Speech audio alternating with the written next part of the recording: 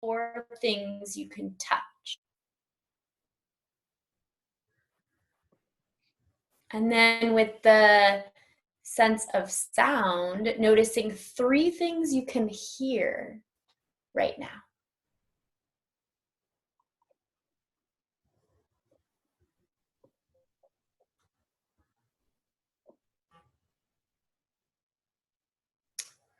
And then notice 2 things that you can smell. So even if the smells are not very distinct, maybe it's just like something you wear, maybe it's something around you, maybe you are cooking, but just notice 2 things you can smell.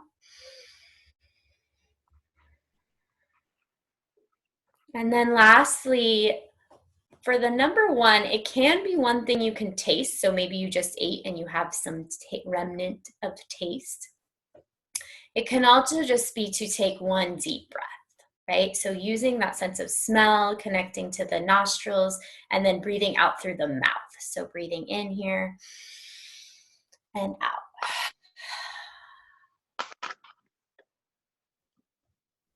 Yeah, so we just went through, we counted down from 5, moving through each of the senses. And I'm curious if there was anything that you noticed just in connecting to the senses in that way. Anything that came up or that you noticed? It can just be popcorn style, or if you want to just put it in the chat too, that's fine.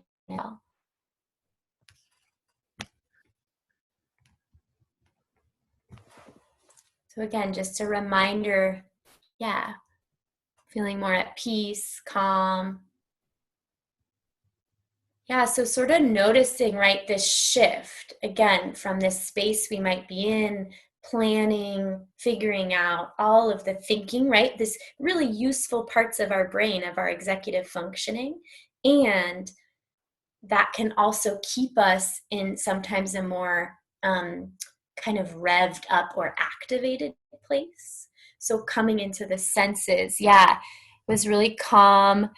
And then a wasp or hornet came by. So yeah, that maybe that could have thrown us off of our calm and steady place. Thanks for sharing that. Yeah, bringing us more into the present, right? So the senses are, in mindfulness practice, the doorways to the present, right? So we can think of these as the 5 doorways into the present moment. And this is a technique, the 5, 4, 3, 2, 1 grounding, that can be used especially with anxiety. I've used it with folks of all ages around panic, right? It can be used even in the midst of a panic or anxiety kind of attack. So yeah, so it really brings us back, but it doesn't need to be, we don't need to wait until we're in this really revved up or activated place. We can really use it as just a regular daily practice, right? So connecting back into the senses.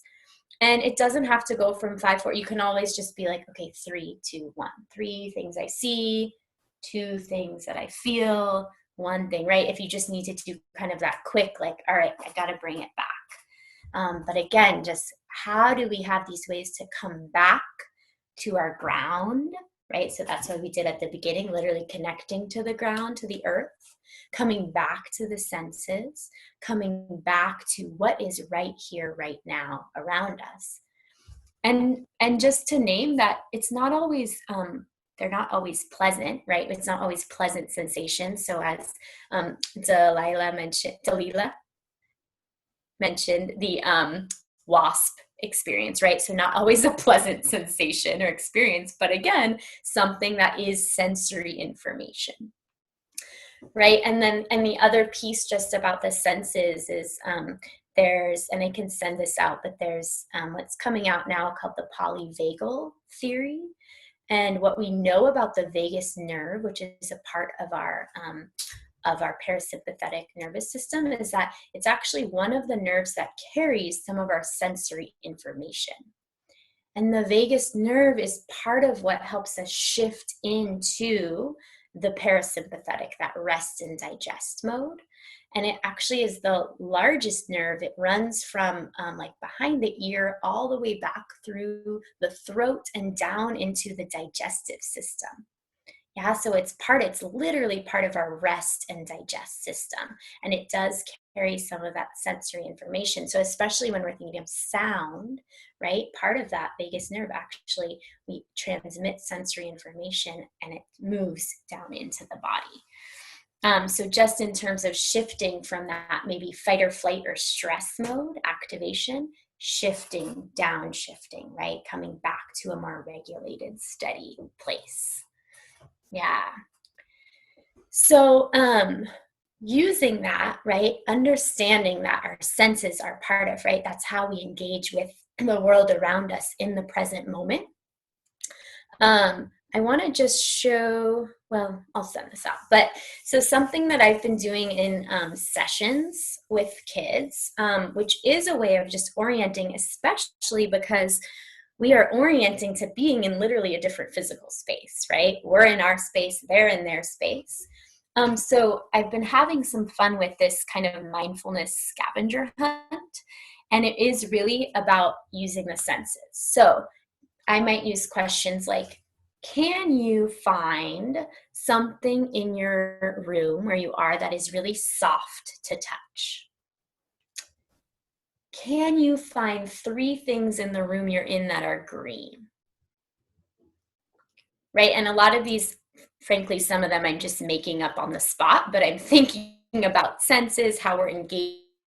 I also have a little template that I can share out if this is of interest and you'd like to use this with your kids, because it's been a great way to just orient and connect to literally like the spaces that we are in, and also again ground back into the senses. So some of our kids are in their element right now and are like, yes, I'm on my screen all the time, I'm loving it. Some of them are really dysregulated. There's so much change, they're trying to process it. So having these ways to say, okay, like, what is the space you're in right now? Can you find something as you look, if there's a window in the room you're in, can you look out the window and can you notice something that's moving outside of your window right now? So maybe you notice the trees moving, maybe there's an airplane flying by. Can you notice something about the floor that you're on? Does it have a carpet? Does it have hardwood, right? What is this literal ground beneath your feet? And you might challenge them. You might say, is there something in the room that makes a sound that is an unpleasant sound? Right? Maybe it's like a screeching or a squeaking. Is there something that makes a pleasant sound? Yeah, so this, and actually I can just very quickly show, this is what I've been using, and I'll just show this real briefly. It's like a lit. So, and I'll share these, but this has been, and I found this on Teachers Pay Teachers, which is a great resource. So, and of course it's not coming up now, but okay, we're going to close out of that. But essentially it's just a little template here. So, and it has them kind of fill out like, what are images, things you see, what are things you can smell, sounds, taste, right? And then you can, depending on the age, they can either draw them or they can write things down. You might even ask for more descriptive language, right? But really finding these ways to encourage our students to engage with the physical world.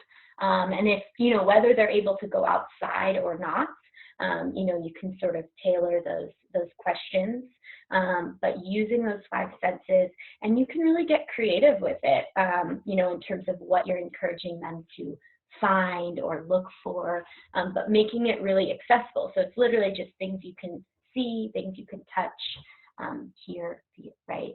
Taste, maybe, smell.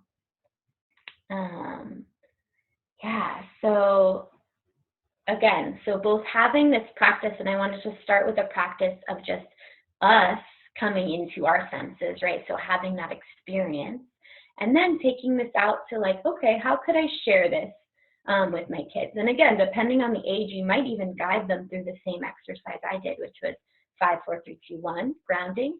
You might get a little bit more interactive and creative with it and do this kind of mindfulness scavenger hunt. So I'm going to pause there before a little closing practice. But any questions about this or things you're wondering, ideas that were sparked? You can also type them in the chat box. Wonderful.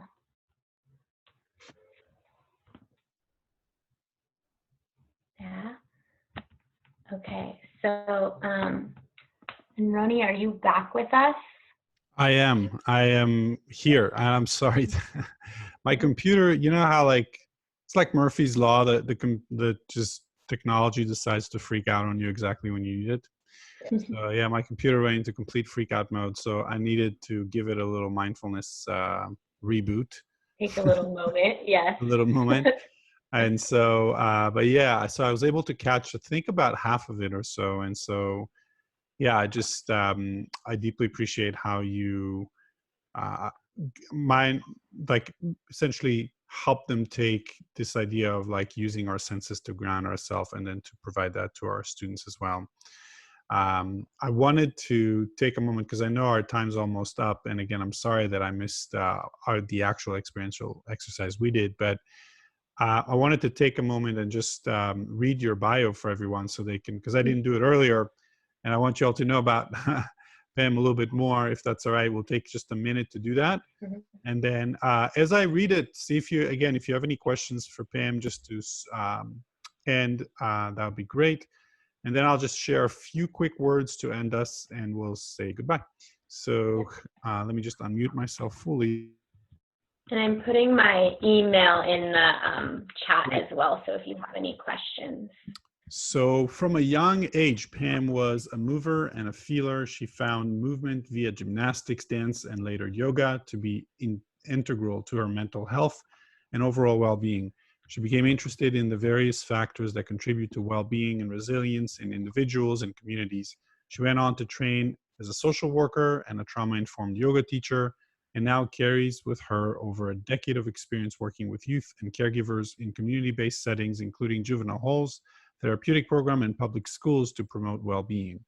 Pam approaches her work with youth and adults from a relational-oriented and somatic, body-based framework, seeking to restore attachment patterns and the nervous system rhythms which get disrupted by stressful life events. She currently works as a school-based therapist and also does SEL coaching for parents and educators. And you can learn more about Pam at vivamovement.com. I'll put that in the chat as well. So yeah, I just put it in there. That. Oh, you just put that in there? Okay, cool. Yeah. Yeah, right. I've been really enjoying, I'm doing some coaching with parents and with educators around bringing in these SEL skills into the classroom or at home. So I've definitely had a number of parents recently really saying like, I don't know what to do with my kids, like big emotions and feelings, and please, like, how do I navigate this? Totally. Especially during this time. So, yeah. Well, Pam, thank you so much for being with us today. I so appreciate you. Thank you for taking over for me when I just crapped out and the computer crapped out. So I appreciate that. I thought it was actually perfect timing to have somebody else lead. And I just appreciate all of you for being on this webinar, on this call. Let me turn into grid view, and then I'm just gonna, just one last thing, a few words. Really excited again for next week. We're gonna have some great sessions. And then also, again, I'm gonna be releasing my course next week and tell you a little bit more about that, probably on Monday on Tuesday. I'll share more about it on Tuesday. So with that, let's go ahead and just say, I'll unmute you all and we'll just say goodbye. And so thanks y'all for being here. Have a wonderful, wonderful day. Thanks, Pam. Thank you. Thank you, Pam. Thank you. Pam. Thanks, Ronnie.